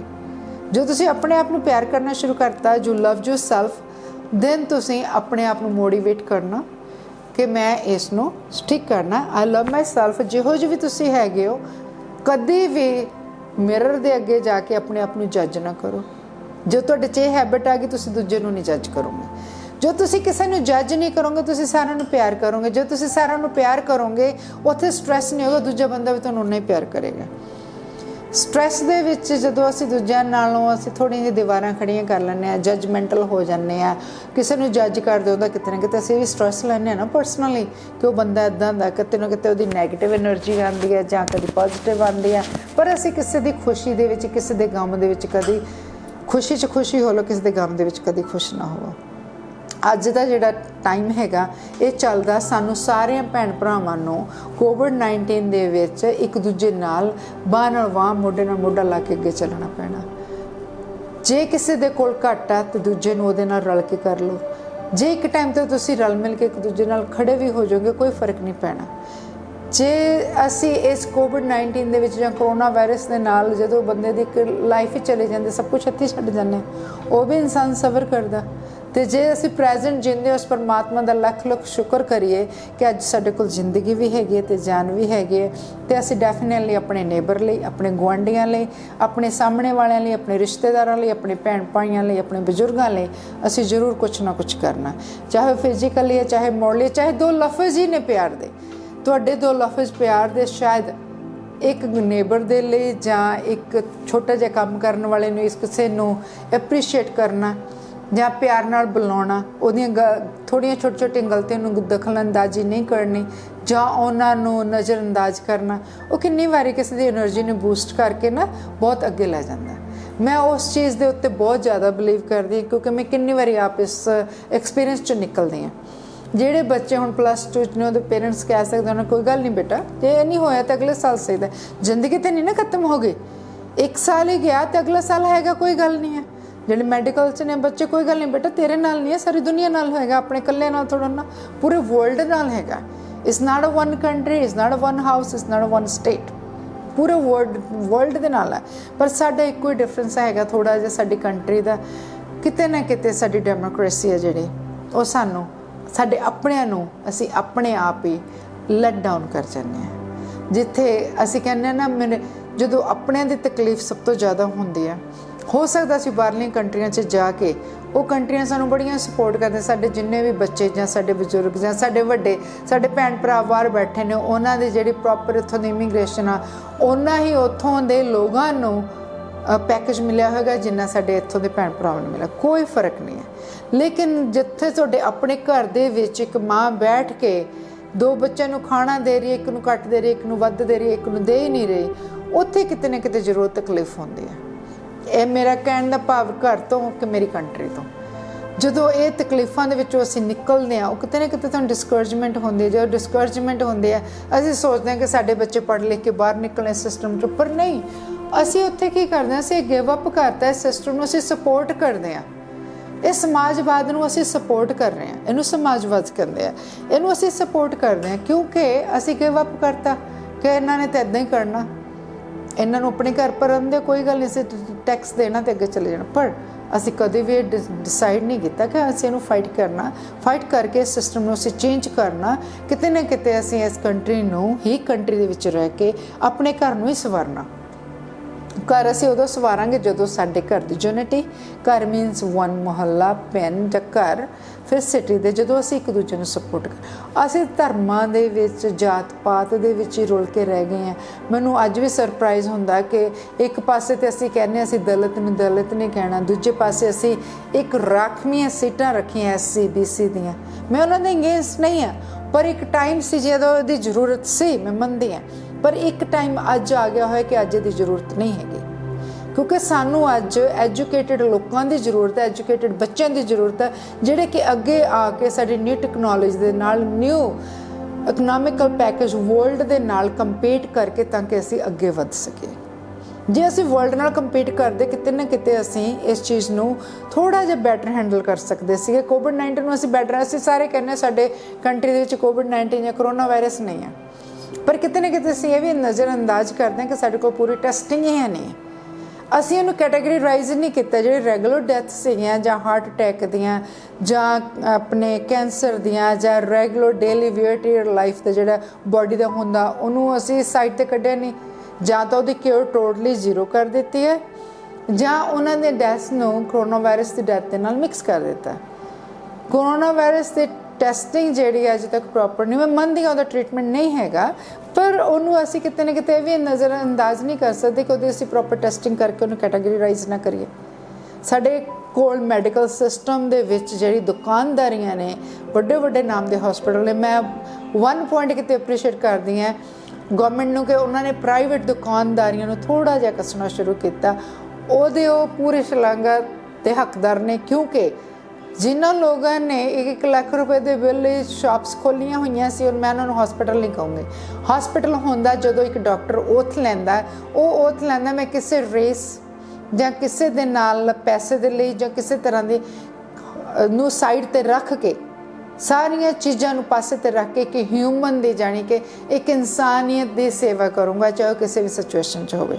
ਕਿਤੇ ਨਾ ਕਿਤੇ ਸਾਡੇ ਡਾਕਟਰ ਉੱਥ ਤੋਂ ਵੀ ਚੁੱਕ ਗਏ ਨੇ, ਜਾਂ ਉਹ ਕਹਿ ਲਓ ਕਿ ਉਹ ਸਿਸਟਮ ਦੇ ਮਾਰੇ ਹੋਏ ਨੇ। ਮੈਨੂੰ ਨਹੀਂ ਪਤਾ ਉਹਨਾਂ ਦੀ ਕੀ ਮਜਬੂਰੀ ਹੈ, ਕਿਸ ਕਰਕੇ ਹੋ ਗਿਆ, ਕਿਉਂ ਹੋ ਗਿਆ।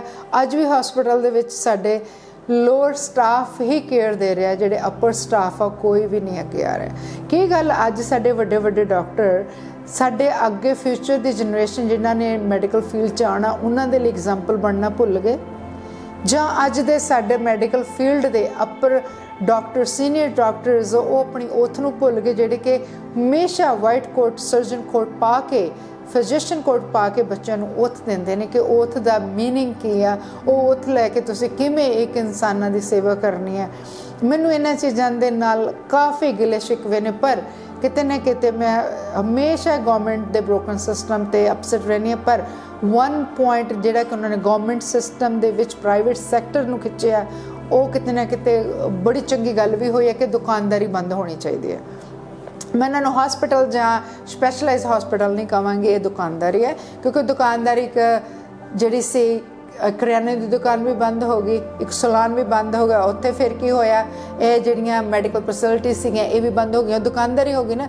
ਜੇ ਉਹ ਹਸਪੀਟਲ ਹੁੰਦੇ ਕੋਵਿਡ-19 ਦੇ ਵਿੱਚ, ਕਰੋਨਾ ਵਾਇਰਸ ਦੇ ਵਿੱਚ, ਉਹਨਾਂ ਦੇ OPDs ਓਪਨ ਹੁੰਦੇ, ਕਿਉਂਕਿ ਉਸ ਟਾਈਮ ਦੇ ਵਿੱਚ ਵੂਮਨਸ ਪ੍ਰੈਗਨੈਂਟ ਵੀ ਸੀ, ਕੋਈ ਮਿਡਲ ਆਫ ਪ੍ਰੈਗਨੈਂਸੀ ਸੀ, ਕਿਸੇ ਨੂੰ ਮੈਂਟਲ ਹੈਲਥ ਸੀ, ਕਿਸੇ ਨੂੰ ਕੈਂਸਰ ਦਾ, ਕੋਈ BP ਦੇ ਪੇਸ਼ੈਂਟ ਸੀ। They were all various condition for the medical condition ਦੇ ਲੋਕ ਸੀ ਜਿਨ੍ਹਾਂ ਨੂੰ ਜ਼ਰੂਰਤ ਸੀ OPDs ਓਪਨ ਹੁੰਦੀਆਂ, ਜਿੱਥੇ ਕਿ ਸੀਨੀਅਰ ਡਾਕਟਰ ਬੈਠ ਕੇ ਉਹਨਾਂ ਨੂੰ ਟ੍ਰੀਟ ਕਰਦੇ ਜਾਂ ਉਹਨਾਂ ਨੂੰ ਕਿਸੇ ਵੀ ਤਰ੍ਹਾਂ ਦਾ ਡਾਇਗਨੋਸ ਕਰਦੇ। ਪਰ ਸਾਡੇ ਕੀ ਹੋਇਆ, ਇਸ ਤਰ੍ਹਾਂ ਦੇ ਨਾਲ ਸਾਡੇ ਕੋਈ ਸਾਰੇ ਐਮਰਜੈਂਸੀ ਜਾਂ ਪ੍ਰਾਈਵੇਟ ਸੈਕਟਰ ਬੰਦ ਹੋ ਗਿਆ, ਜਿੱਥੇ ਅਸੀਂ ਹਮੇਸ਼ਾ ਇਹੀ ਬਿਲੀਵ ਕਰਦੇ ਸੀ ਪ੍ਰਾਈਵੇਟ ਹਸਪੀਟਲ ਜਾਣਾ, ਗਵਰਨਮੈਂਟ ਹਸਪੀਟਲ ਨਹੀਂ ਜਾਣਾ। ਅੱਜ ਕਿਤੇ ਨਾ ਕਿਤੇ ਗੌਰਮੈਂਟ ਨੂੰ ਮੈਨੂੰ ਪਤਾ ਲੱਗ ਗਿਆ ਕਿ ਗੌਰਮੈਂਟ ਹਸਪੀਟਲ ਤੇ ਗੌਰਮੈਂਟ ਹਸਪੀਟਲ ਦੇ ਡਾਕਟਰਾਂ ਦੀ ਕੀ ਅਹਿਮੀਅਤ ਹੈ। ਗੌਰਮੈਂਟ ਦੇ ਹਸਪੀਟਲ ਦੇ ਡਾਕਟਰਾਂ ਦੀ ਪੇ ਤੇ ਉਹਨਾਂ ਦੀ ਵੈਲਿਊ ਤੇ ਉਹਨਾਂ ਦੀ respect as a doctor is very important. ਤੇ ਸਾਨੂੰ ਲੋਕਾਂ ਨੂੰ ਇਹਨਾਂ ਚੀਜ਼ਾਂ ਨੂੰ ਬਹੁਤ ਧਿਆਨ 'ਚ ਰੱਖਣਾ ਚਾਹੀਦਾ। ਸਾਨੂੰ ਇਸ ਕੋਵਿਡ-19 ਦੇ ਲਾਕਡਾਊਨ ਤੇ ਕਰਫਿਊ ਤੋਂ ਕੁਛ ਸਿੱਖਣਾ ਚਾਹੀਦਾ। ਸਾਨੂੰ ਹਮੇਸ਼ਾ ਰੈਡੀ ਰਹਿਣਾ ਚਾਹੀਦਾ ਕਿ ਕਿਸੇ ਵੀ ਤਰ੍ਹਾਂ ਦੀ ਕੋਈ ਜ਼ਰੂਰਤ ਪੈ ਜੇ ਤਾਂ ਅਸੀਂ ਉਹਦੇ ਵਿੱਚੋਂ ਕਿਵੇਂ ਸੁਲਝਣਾ। ਉਹ ਜ਼ਿੰਦਗੀ 'ਚ ਪਤਾ ਨਹੀਂ ਕਦੋਂ ਕਿਵੇਂ ਹੋ ਜਾਏ। ਉਹ ਹੁਣ ਤਾਂ ਇੱਕ ਵਰਲਡ ਦੇ ਵਿੱਚ ਆਇਆ ਕਿ ਅਸੀਂ ਕਿਸੇ ਇੱਕ ਫੈਮਿਲੀ 'ਤੇ ਰੋਜ਼ ਇਹ ਹਨੇਰ ਪੈਂਦਾ, ਜਿਸ ਫੈਮਿਲੀ ਦਾ ਇੱਕ ਬੰਦਾ ਕਮਾਉਣ ਵਾਲਾ ਚਲਾ ਜਾਂਦਾ ਤੇ ਅਚਾਨਕ ਉਹਦੀ ਡੈਥ ਹੋ ਜਾਂਦੀ, ਉਹ ਫੈਮਿਲੀ ਲਈ ਰੋਜ਼ ਹੀ ਕਰਫਿਊ ਤੇ ਰੋਜ਼ ਹੀ ਕੋਵਿਡ-19 ਹੁੰਦਾ। ਉਹ ਚਾਹੇ ਵਾਇਰਸ ਨਹੀਂ ਆਉਂਦਾ, ਲੇਕਿਨ ਉਹਦੇ ਸਾਈਡ ਇਫੈਕਟਸ ਉਹਨਾਂ ਫੈਮਲੀਆਂ 'ਤੇ ਜ਼ਰੂਰ ਰਹਿੰਦੇ ਨੇ, ਕਿਉਂਕਿ ਉਹਨਾਂ ਦੇ ਘਰ ਦੀ ਇਨਕਮ ਰੁਕ ਗਈ ਆ, ਉਹਨਾਂ ਦੇ ਕੋਲ ਕੋਈ ਵੀ ਸਿੰਪਥਾਈਜ਼ ਨਹੀਂ। ਜਦੋਂ ਦੁੱਖ ਤੇ ਤਕਲੀਫ ਆਉਂਦੀ ਹੈ ਨਾ, ਉਹਨਾਂ ਦੇ ਰਿਸ਼ਤੇਦਾਰ ਵੀ ਨਹੀਂ ਨੇੜੇ ਖੜਦੇ। ਅਸੀਂ ਰੋਜ਼ ਇਹ ਚੀਜ਼ਾਂ ਦੇਖਦੇ ਹਾਂ ਜਿਨ੍ਹਾਂ ਨੂੰ ਅਸੀਂ ਵਿਟਨੈਸ ਵੀ ਕਰਦੇ ਹਾਂ, ਪਰ ਰਿਸਪਾਂਸਿਬਿਲਿਟੀ ਨਹੀਂ ਲੈਂਦੇ। ਤੇ ਅਗੇਨ ਤੁਸੀਂ ਕਦੇ ਵੀ ਇਹ ਸੋਚਣਾ ਨਹੀਂ ਕਿ ਅਸੀਂ ਇਕੱਲੇ ਹਾਂ ਜਾਂ ਮੇਰੇ ਬੈਂਕ ਦੇ ਵਿੱਚ ਪੈਸੇ ਨਹੀਂ ਹੈਗੇ। ਇਹ ਕਿਸੇ ਦੇ ਬੈਂਕ 'ਚ ਵੀ ਪੈਸੇ ਨਹੀਂ, ਇਹ ਸੋਚ ਕੇ ਚੱਲਣਾ। ਬਾਹਰ ਨਿਕਲ ਕੇ ਦੇਖੋ ਕਿ ਜਿੰਨੇ ਵੀ ਬਾਹਰ ਹੈਗੇ ਉਹ ਸਾਰੇ ਸਾਡੇ ਵਰਗੇ ਨੇ। ਕਰੋਨਾ ਵਾਇਰਸ ਦਾ ਲਾਈਫ ਸਟਾਈਲ ਸਾਨੂੰ ਪਿਕ ਕਰ ਲੈਣਾ ਚਾਹੀਦਾ, ਕਿਉਂਕਿ ਕਰੋਨਾ ਵਾਇਰਸ ਕੋਵਿਡ-19 ਦੇ ਲਈ ਲਾਕਡਾਊਨ ਬੇਸ਼ੱਕ ਖੋਲ੍ਹ ਦਿੱਤਾ ਵਿਦ ਕੰਡੀਸ਼ਨ। ਰਾਤ ਨੂੰ ਤਾਂ ਅਸੀਂ ਲੋਕ ਵੈਸੇ ਬਾਹਰ ਨਹੀਂ ਜਾਂਦੇ। ਚਲੋ, ਉਹਦੇ ਵਿੱਚ ਸਭ ਤੋਂ ਜ਼ਿਆਦਾ ਜਿਹੜਾ ਇਫੈਕਟ ਪਿਆ ਲਾਕਡਾਊਨ ਦੇ ਵਿੱਚ, ਜਿਹੜੇ ਮੇਰੇ ਭੈਣ ਭਰਾ ਜਾਂ ਬੱਚੇ ਐਡਿਕਸ਼ਨ ਦੇ ਵਿੱਚ ਸੀਗੇ, ਜਾਂ ਤਾਂ ਉਹ ਮੈਂਟਲ ਹੈਲਥ ਦੇ ਵਿੱਚ ਸੀ। ਮੈਂਟਲ ਹੈਲਥ ਦਾ ਕਹਿਣ ਦਾ ਮਤਲਬ ਡਿਪਰੈਸ਼ਨ ਦੇ ਵਿੱਚ ਸੀ। ਉਹਨਾਂ ਦਾ ਡਿਪਰੈਸ਼ਨ ਹੋਰ ਵੀ ਜ਼ਿਆਦਾ ਵੱਧ ਗਿਆ। ਮੈਂ ਉਹਨਾਂ ਦੇ ਜਿੰਨੇ ਵੀ ਸਿਬਲਿੰਗ ਨੇ ਜਾਂ ਉਹਨਾਂ ਦੇ ਮਾਂ-ਬਾਪ ਜਾਂ ਉਹਨਾਂ ਦੇ ਰਹਿਣ ਵਾਲੇ ਜੋ ਉਹਨਾਂ ਦੀ ਕੇਅਰ ਕਰਦੇ ਨੇ, ਮੈਂ ਉਹਨਾਂ ਨੂੰ ਰਿਕੁਐਸਟ ਕਰੂੰਗੀ ਕਿ ਇਹਨਾਂ ਨੂੰ ਥੋੜ੍ਹਾ ਜਿਹਾ ਕੰਫਰਟ ਲੈਵਲ ਦੇ ਉੱਤੇ ਲੈ ਕੇ ਉਹਨਾਂ ਦੇ ਲੈਵਲ 'ਤੇ ਜਾ ਕੇ ਗੱਲ ਕਰੋ, ਨਾ ਕਿ ਇਹ ਸੋਚ ਕੇ ਕਿ ਮੇਰੇ ਪਾਗਲ ਪੱਲੇ ਪੈ ਗਿਆ ਅਤੇ ਡਿਪਰੈਸ਼ਨ ਦੇ ਵਿੱਚ ਹੈ, ਇਹ ਮੇਰੀ ਜਾਨ ਖਾ ਲਿਆ। ਕਿਉਂਕਿ ਅਸੀਂ ਵੀ ਇੱਕ ਹਿਊਮਨ, ਅਸੀਂ ਇਰੀਟੇਟ ਹੋ ਜਾਂਦੇ ਹਾਂ, ਪਰ ਕਿਤੇ ਨਾ ਕਿਤੇ ਉਹ ਬੰਦੇ ਆਪਣੇ ਆਪ ਤੋਂ ਆਊਟ ਆਫ ਕੰਟਰੋਲ ਨੇ, ਕਿਉਂਕਿ ਉਹਨਾਂ ਦੇ ਬਸ ਦੀ ਗੱਲ ਨਹੀਂ ਹੈਗੀ। ਉਹ ਨਹੀਂ ਚਾਹੁੰਦੇ ਤੁਹਾਡੇ 'ਤੇ ਡਿਪੈਂਡੈਂਟ ਹੋਣ, ਪਰ ਉਹਨਾਂ ਦੀਆਂ ਮਜਬੂਰੀਆਂ ਨੇ ਤੁਹਾਡੇ 'ਤੇ ਡਿਪੈਂਡੈਂਟ ਹੋਣਾ। ਜਿਹੜੀ ਨੰਬਰ 2 'ਤੇ ਐਡਿਕਸ਼ਨ ਆ ਗਈ ਹੋਈ ਹੈ, ਐਡਿਕਸ਼ਨ ਚਾਹੇ ਉਹ ਸ਼ਰਾਬ ਦੀ ਸੀ, ਚਾਹੇ ਉਹ ਓਪੀਆ ਦੀ ਸੀ, ਚਾਹੇ ਹੈਰੋਇਨ ਦੀ ਸੀ, ਚਾਹੇ ਉਹ ਭੰਗ ਦੀ ਸੀ। ਐਡਿਕਸ਼ਨ ਤਾਂ ਐਡਿਕਸ਼ਨ ਹੈ। ਐਡਿਕਸ਼ਨ ਤੋਂ ਭਾਵ ਤੁਸੀਂ ਇਹ ਨਾ ਲਿਆ ਕਰੋ ਕਿ ਐਡਿਕਸ਼ਨ ਜਾਂ ਡਰੱਗ ਜਿਹਨੂੰ ਆਪਾਂ ਕਹਿ ਦਿੰਦੇ। ਐਡਿਕਸ਼ਨ ਤਾਂ ਹਰ ਇੱਕ ਇਨਸਾਨ ਦੀ ਹੈਗੀ, ਕਿਸੇ ਨੂੰ ਚਾਹ ਪੀਣ ਦੀ, ਕਿਸੇ ਨੂੰ ਖਾਣ ਦੀ, ਕਿਸੇ ਦੀ ਕੁਛ। ਪਰ ਜਿਹੜੀ ਐਡਿਕਸ਼ਨ ਆਊਟ ਆਫ ਕੰਟਰੋਲ ਆ, ਤੁਸੀਂ ਦੇਖਿਆ ਹੋਣਾ ਕਿੰਨੇ ਲੋਕਾਂ ਨੂੰ ਈਟਿੰਗ ਡਿਸਆਰਡਰ ਹੁੰਦਾ। ਈਟਿੰਗ ਡਿਸਆਰਡਰ ਦਾ ਉਹ ਤਾਂ ਇੱਕ ਮੈਡੀਕਲ ਬੇਸ ਦਿੱਤਾ, ਪਰ ਹੈ ਉਹ ਵੀ ਐਡਿਕਸ਼ਨ ਹੀ ਹੈ। ਇਸੇ ਤਰ੍ਹਾਂ ਤੁਸੀਂ ਉਹਨੂੰ ਇੱਕ ਬਿਮਾਰੀ ਦੇ ਤੌਰ ਤੇ ਲੈਣਾ, ਜਿਹੜੀ ਐਡਿਕਸ਼ਨ ਆ ਉਹਨੂੰ ਉਸ ਲੈਵਲ ਦੇ ਉੱਤੇ ਉਹਨੂੰ ਟ੍ਰੀਟ ਕਰਨਾ। ਇਹ ਸਾਰੀਆਂ ਚੀਜ਼ਾਂ ਦਾ ਹੱਲ ਹੈਗਾ, ਲੇਕਿਨ ਉਹਦੇ ਲਈ ਟਾਈਮ ਤੇ ਥੋੜੀ ਜਿਹੀ ਐਜੂਕੇਸ਼ਨ, ਥੋੜੀ ਜਿਹੀ ਪੇਸ਼ੈਂਸ ਦੀ ਜ਼ਰੂਰਤ ਹੈ, ਜਿਹੜੀ ਕਿ ਅੱਜ ਕੱਲ੍ਹ ਸਾਡੀ ਇਹ ਕੋਵਿਡ-19 ਨੇ ਟੋਟਲੀ ਸਪੋਇਲ ਕਰ ਦਿੱਤੀ ਹੈ। ਮੈਂ ਸਾਰੇ ਭੈਣ ਭਰਾਵਾਂ ਨੂੰ ਆਪਣੇ ਨੂੰ ਬੇਨਤੀ ਕਰਦੀ ਹਾਂ, please keep the patience, be an generous, be an open mind, don't be a judgmental for anybody. Life goes on, ਚਾਹੇ ਕੁਛ ਵੀ ਹੋ ਜਾਏ ਦੁਨੀਆ ਦੇ ਵਿੱਚ। ਦੇਖੋ ਕਲੌਕ ਚੱਲਦਾ ਰਹਿੰਦਾ, ਵਰਲਡ ਰੁਕ ਗਿਆ ਸੀ, ਪੂਰਾ ਲਾਕਡਾਊਨ ਹੋ ਗਿਆ, ਕਰਫਿਊ ਲੱਗ ਗਿਆ, ਸਭ ਕੁਝ ਬੰਦ ਹੋ ਗਿਆ, ਲੇਕਿਨ ਜਿਹੜਾ ਇੱਕ ਵਰਲਡ ਕਲੌਕ ਉਹ ਚੱਲ ਰਿਹਾ ਹੈਗਾ, ਜਿਹੜੀ ਵੀ ਕੰਟਰੀ ਦਾ ਕਲੌਕ ਚੱਲ ਰਿਹਾ ਉਹ ਕਦੇ ਨਹੀਂ ਰੁਕਿਆ। ਜ਼ਿੰਦਗੀ ਵੀ ਇਸੇ ਤਰ੍ਹਾਂ ਚੱਲਦੀ ਰਹਿਣੀ ਆ, ਇਹ ਰੁਕਣੀ ਨਹੀਂ ਹੈ। ਇਹ ਸਿਰਫ ਜਿਹੜਾ ਜ਼ਿੰਦਗੀ ਦਾ ਪ੍ਰੋਸੈਸ ਰੁਕਿਆ, ਜੋ ਅਸੀਂ ਇਹਦੇ ਵਿੱਚ ਦੋ ਪਹਿਲੂ ਨੇ। ਜ਼ਿੰਦਗੀ ਨਹੀਂ ਰੁਕੀ, ਤੁਸੀਂ ਕਹਿੰਦੇ ਜ਼ਿੰਦਗੀ ਰੁਕ ਗਈ, ਅਸੀਂ ਤਾਂ ਬੰਦ ਹੋ ਗਏ, ਨਹੀਂ, ਜ਼ਿੰਦਗੀ ਤੁਹਾਡੀ ਚੱਲਦੀ। ਤੁਸੀਂ ਖਾਂਦੇ ਪੀਂਦੇ ਵੀ ਹੋ, ਬਾਥਰੂਮ ਵੀ ਜਾਂਦੇ ਹੋ, ਡੇਲੀ ਰੂਟੀਨ ਤੁਸੀਂ ਚੇਂਜ ਵੀ ਕਰਦੇ ਹੋ, ਜੋ ਤੁਹਾਡੇ ਕੋਲ ਸੋਸ਼ਲ ਮੀਡੀਆ ਜੋ ਵੀ ਗੱਲਬਾਤ, ਇਹਦਾ ਮਤਲਬ ਜ਼ਿੰਦਗੀ ਚੱਲ ਰਹੀ ਹੈ, ਤੁਹਾਡੇ ਸਾਹ ਚੱਲ ਰਹੇ ਨੇ ਤੇ ਜ਼ਿੰਦਗੀ ਚੱਲ ਰਹੀ ਹੈ। ਤੇ ਜਿਹੜਾ ਉਹ ਕਲੌਕ ਆ ਉਹ ਵੀ ਟਿਕ ਟਿਕ ਕਰਕੇ ਚੱਲ ਰਿਹਾ, ਜਿਵੇਂ ਤੁਹਾਡੀ ਨਬਜ਼ ਚੱਲ ਰਹੀ ਹੈ। ਜ਼ਿੰਦਗੀ ਨਹੀਂ ਰੁਕੀ, ਜ਼ਿੰਦਗੀ ਦਾ ਪ੍ਰੋਸੈਸ ਥੋੜ੍ਹਾ ਜਿਹਾ ਸਲੋ ਹੋ ਗਿਆ, ਇਹ ਥੋੜ੍ਹਾ ਜਿਹਾ ਰੁਕਿਆ, ਇਹਦੀ ਕੋਈ ਬੜੀ ਗੱਲ ਨਹੀਂ ਹੈ। ਇਹ ਵੀ ਆਪਣੀ ਸੇਫਟੀ ਲਈ ਰੁਕਿਆ। ਜੋ ਸਾਰਾ ਕੁਝ ਵਰਲਡ 'ਚ ਹੋਇਆ ਸਾਰੇ ਆਪਣੀ ਸੇਫਟੀ ਲਈ, ਆਪਣੀ ਜਾਨ ਦੇ ਲਈ, ਸਾਡੀ ਆਪਣੀ ਸਿਹਤ ਦੇ ਲਈ ਸਾਰਾ ਕੁਝ ਰੁਕਿਆ, ਨਾ ਕਿ ਦੂਜੇ ਦੇ ਬੈਨੀਫਿਟ ਲਈ। ਅਸੀਂ ਇਹਨੂੰ ਆਪਣੇ ਲੈਵਲ ਦੇ ਉੱਤੇ ਸਾਰੇ ਥੋੜ੍ਹਾ ਥੋੜ੍ਹਾ ਕੰਟਰੀਬਿਊਟ ਕਰਕੇ ਇਸ ਦੇ ਵਿੱਚੋਂ ਅਸੀਂ ਹੌਲੀ ਹੌਲੀ ਬਾਹਰ ਨਿਕਲ ਸਕਦੇ ਹਾਂ। ਅਗੇਨ ਮੈਂ ਤੁਹਾਨੂੰ ਸਾਰਿਆਂ ਨੂੰ ਆਪਣੇ ਵੱਲੋਂ ਸਤਿ ਸ਼੍ਰੀ ਅਕਾਲ ਕਹਿ ਰਹੀ ਹਾਂ। ਅੱਜ ਦੀ ਵੀਡੀਓ ਮੈਂ ਇੱਥੇ ਖਤਮ ਕਰਦੀ ਹਾਂ, ਅੱਗੇ ਫਿਰ ਤੁਹਾਡੇ ਨਾਲ ਹਾਜ਼ਰ ਹਾਂ ਮੈਂ। ਜੇ ਕੋਈ ਵੱਧ ਘੱਟ ਕਿਹਾ ਗਿਆ ਹੋਵੇ ਮਾਫੀ ਦਿਓ, ਜਾਂ ਮੇਰੇ ਐਕਸਪੀਰੀਅੰਸ ਤੋਂ ਤੁਹਾਨੂੰ ਉੱਪਰ ਲੱਗਿਆ ਕੁਛ ਵੀ, ਤੁਸੀਂ ਵੱਡੇ ਹੋ ਸਾਰੇ, ਜ਼ਿਆਦਾ ਸਮਝਦਾਰ ਹੋ ਮੇਰੇ ਤੋਂ, ਅਤੇ ਤੁਸੀਂ ਮੈਨੂੰ ਮਾਫ ਕਰ ਸਕਦੇ ਹੋ, ਕਰੈਕਟ ਵੀ ਕਰ ਸਕਦੇ ਹੋ। ਮੈਂ ਆਲਵੇਜ਼ ਆਪਣੇ ਵੈਲ ਵਿਸ਼ਰ ਤੋਂ ਜ਼ਿਆਦਾ ਕ੍ਰਿਟਿਸਿਜ਼ਮ ਨੂੰ ਵੈਲਕਮ ਕਰਦੀ, ਕਿ ਜਿਹੜਾ ਕ੍ਰਿਟਿਸਿਜ਼ਮ ਆ ਤੁਹਾਨੂੰ ਬਹੁਤ ਕੁਝ ਸਿਖਾ ਦਿੰਦਾ। ਮੈਨੂੰ ਲੱਗਦਾ ਲੋਕ ਨਹੀਂ, ਮੈਂ ਓਪਨਲੀ ਵੈਲਕਮ ਕਰਦੀ ਹਾਂ ਆਪਣੇ ਕ੍ਰਿਟਿਸਿਜ਼ਮ ਨੂੰ ਜਾਂ ਕ੍ਰਿਟਿਸਾਈਜ਼ ਕਰਨ ਵਾਲਿਆਂ ਨੂੰ। ਅਤੇ ਮੈਨੂੰ ਜ਼ਰੂਰ ਕਰੋ, ਤਾਂ ਕਿ ਇੱਕ ਕਰੈਕਸ਼ਨ ਜਿਹੜੀ ਹੈ ਉਹ ਦੂਜੇ ਹੀ ਕਰ ਸਕਦੇ, ਤੁਸੀਂ ਆਪਣੇ ਆਪ ਨੂੰ ਕਦੇ ਕਰੈਕਟ ਨਹੀਂ ਕਰਦੇ। ਮੈਂ ਇਹ 'ਚ ਬਹੁਤ ਓਪਨਲੀ ਬਿਲੀਵ ਕਰਦੀ ਹਾਂ। ਥੈਂਕ ਯੂ ਸੋ ਮਚ ਜੀ, please stay and safe. Thank you.